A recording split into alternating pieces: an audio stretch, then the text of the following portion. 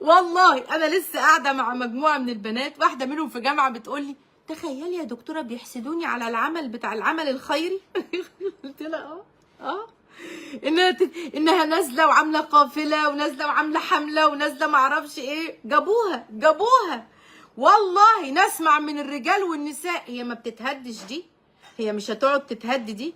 اعمل ايه؟ التحصين، اذكار الصباح والمساء.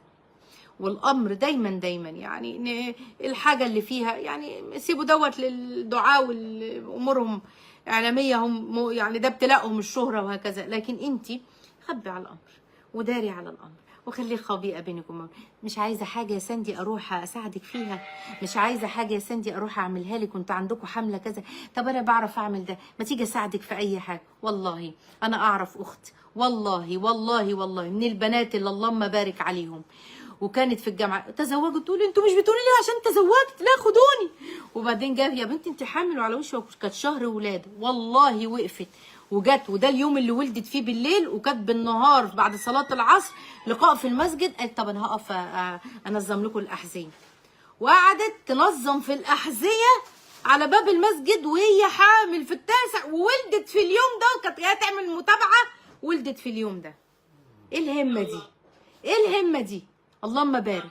لا فالحسد في موجود، هو حسده، انما يتقبل الله من المتقين. حسده كانت اول معصيه فقتل. يتقبل منك انت مش يتقبل مني انا، انما يتقبل الله من المتقين، قام جاي قتل. وكانت اول معصيه واول كبيره في الارض بسبب الحسد.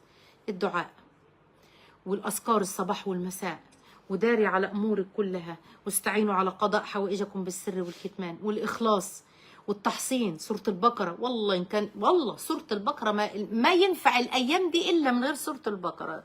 من علامات الساعه يا سندي تغول اهل الجن على الانس. يعني ايه؟ يا طالعين وناس، واحده بتكلمني بتستحل السحر، تقول لك بصي اهل زوجي عملوا لي سحر عشان هو بيحبني قوي فعايزينه يكرهني، فانا قمت جايه عامله لهم سحر. مش انا اللي بعمله ده خير يا بنتي؟ فقد كفر بما نزل على محمد يا بنتي. ماشي. فالناس مفاهيمها وبعدها عن السنه وعن الكتاب وعن العقيده رايح بجد. لكن في الاول وفي الاخر احنا نتحصن وندعي ربنا سبحانه وتعالى. المعوذتين، اذكار الصباح والمساء دايما على وضوء، والكتمان على الامر ما استطعتي. ادعو الله سبحانه وتعالى يحفظكم يا اخوات ويجعلكم من الصالحات ويبعد عنكم شياطين الانس والجن، اللهم امين.